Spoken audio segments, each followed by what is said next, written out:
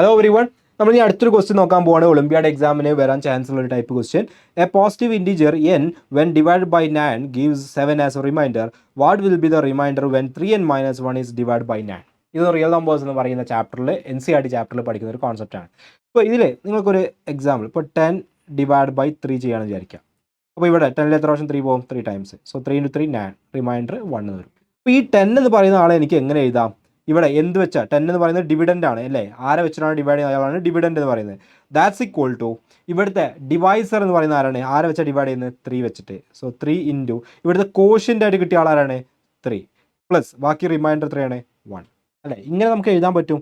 ഇതാണ് Euclid's division lemma എന്ന് പറയുന്നത്. ഈ ഒരു ഫോമിൽ എഴുതുന്നതിന് dividend is equal to divisor into quotient plus remainder എന്ന് പറയുന്ന സംഭവം. അപ്പോൾ ഇത് 3 into 3 9, 9 plus 1 10 ഇങ്ങനെ കിട്ടും. അപ്പോൾ ഇവിടെ പറയുന്നത് n എന്ന് പറയുന്ന നമ്പറിനെ ഏത് നമ്പർ വെച്ചിട്ട് 9 എന്ന് പറയുന്നത്, അപ്പോൾ ഡിവൈസർ ആരാണ്?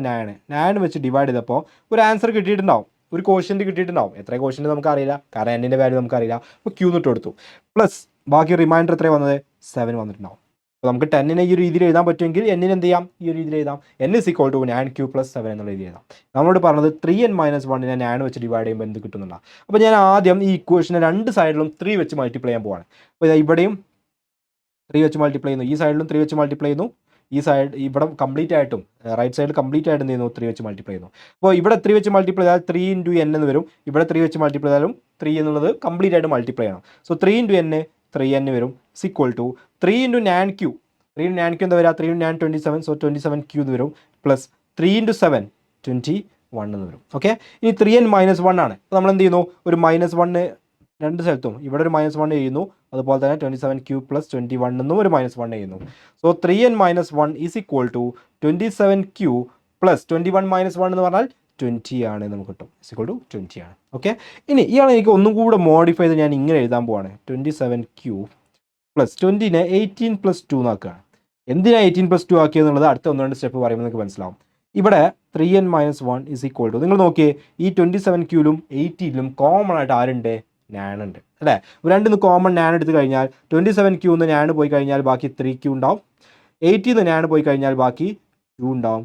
പ്ലസ് ബാക്കി എത്രയുള്ളത്? 2 ഇത് നിങ്ങൾ നോക്കി നേരത്തെ കണ്ടതുപോലത്തെ ഒരു ഫോർമാറ്റല്ലേ?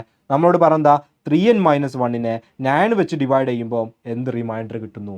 അപ്പോൾ 3n minus 1നെ 9 വെച്ച് ഡിവൈഡ് ചെയ്യുമ്പോൾ ഇതാണ് കോഷ്യൻ്റ് 3q plus 2. q എത്രയാണെന്നുള്ളത് ഇവിടുത്തെ തന്നെ ഡിപ്പെൻഡ് ചെയ്തിരിക്കും. എനിവേ 3q plus 2 എന്നത് കോഷ്യൻ്റ് കിട്ടും, റിമൈൻഡർ 2 ആണ്. അപ്പോൾ ഈ ഫോമിലാക്കാൻ വേണ്ടിയിട്ട് ഈ 9നെ ഇങ്ങനെ കോമൺ എടുക്കാൻ പറ്റാൻ വേണ്ടിയിട്ടാണ് ഞാനിവിടെ 20 എന്ന് പറയുന്ന ആളെ 20ൻ്റെ തൊട്ട് താഴെ വരുന്ന 9ൻ്റെ മൾട്ടിപ്പിൾ ആയിട്ടുള്ള 18 plus 2 എന്നുള്ള രീതിയിലാക്കാൻ കാരണം നമുക്കറിയാം ഏതൊരു നമ്പറിനെ, ഇപ്പോൾ ഈ ഒരു നമ്പറിനെ 9 വെച്ച് ഡിവൈഡ് ചെയ്യുക എന്ന് പറയുമ്പോൾ 3n minus 1 എന്ന് പറയുന്ന ഡിവിഡൻറ്റ് ഈസ് ഈക്വൽ ടു 9 എന്ന് പറയുന്ന ഡിവൈസർ ഇൻറ്റു അവിടെ കിട്ടേണ്ട കോഷ്യൻ്റ് പ്ലസ് റിമൈൻഡർ എന്നുള്ള ഫോമിൽ എഴുതാൻ പറ്റണം. 10 is equal to 10നെ 3 വെച്ച് ഡിവൈഡ് ചെയ്തപ്പോൾ കിട്ടുന്ന കോഷ്യൻ്റ് 3 ആണ്. 3 into 3 പ്ലസ് റിമൈൻഡർ ആയിട്ടുള്ള 1 എന്ന് ചെയ്യാൻ പറ്റിയതുപോലെ 3n minus 1നെ 9 വെച്ച് ഡിവൈഡ് ചെയ്യുമ്പോൾ ഒരു കോഷ്യൻ്റ് കിട്ടണം, ഒരു റിമൈൻഡറും കിട്ടണം. ആ ഫോമിലോട്ട് ഇപ്പോൾ ഇവിടെയൊക്കെ നമ്മൾ കണ്ട അതേ ഫോമിലോട്ട് എത്തിക്കാൻ വേണ്ടിയിട്ടാണ് ഞാൻ എന്ത് ചെയ്തത്? ഇയാളെ ഈ രീതിയിൽ മാറ്റിയത്. ഓക്കെ അല്ലേ? സോ ഇത്തരത്തിൽ നമുക്ക് എന്ത് ചെയ്യാം? ഇതിന് ആൻസർ കണ്ടുപിടിക്കാൻ പറ്റും. സോ ഇവിടുത്തെ റിമൈൻഡർ ആരാണ്? 2 ആണ്. ഓപ്ഷൻ ബി ആണ് കറക്റ്റായിട്ട് വരിക. ക്ലിയർ അല്ലേ?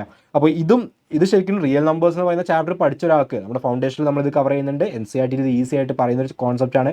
അത് അറിയുന്ന ഒരു സ്റ്റുഡൻറ്റിന് ഇതൊരു പ്രശ്നമുള്ള ക്വസ്റ്റ്യനേ അല്ല, ഈസി ഡയറക്റ്റ് ക്വസ്റ്റ്യൻ ആണ്. പക്ഷെ ഇത് അറിയാത്ത ഒരു മെജോറിറ്റി സ്റ്റുഡൻസ് ഉണ്ടായിരിക്കും. ഈ സംഭവം എന്താണ്, എങ്ങനെ എഴുതാൻ പറ്റുമെന്ന് അറിയാത്തവർ, അവർക്ക് ഇത് ഭയങ്കര ടഫായിട്ട് തോന്നും. അപ്പോൾ നിങ്ങൾക്ക് ചെയ്യാൻ പറ്റിയ നേരത്തെ പറഞ്ഞ പോലെ തന്നെ നിങ്ങൾ ഫൗണ്ടേഷൻ കോഴ്സിൽ ഉണ്ടെങ്കിൽ നിങ്ങൾക്ക് ഓൾറെഡി പഠിക്കാം, അല്ലെങ്കിൽ നിങ്ങൾ എന്ത് ചെയ്യണം? NCERT ടെക്സ്റ്റ് ബുക്ക് എടുത്തിട്ട് നിങ്ങൾ സെൽഫായിട്ട് പഠിക്കുക എന്നുള്ളത്. കാരണം ഞാൻ എപ്പോഴും പറയാറുള്ള പോലെ ഒളിമ്പിയാഡ് ക്ലാസ്സുകളിൽ തിയറി ഫുള്ള് സ്ക്രാച്ചിൽ നിന്ന് പഠിപ്പിക്കുക എന്നുള്ളത് പോസിബിൾ അല്ല. കാരണം നമുക്ക് ഒരുപാട് ടൈം വേണ്ടി വരും. നമ്മളിവിടെ ക്വസ്റ്റ്യൻസ് പ്രാക്ടീസ് ചെയ്യുക എന്നുള്ളതാണ്. കാരണം നിങ്ങൾക്ക് പഠിക്കാനുള്ള ഓപ്പർച്യൂണിറ്റീസ് നമ്മൾ ഒരുപാട് തരുന്നുണ്ട്.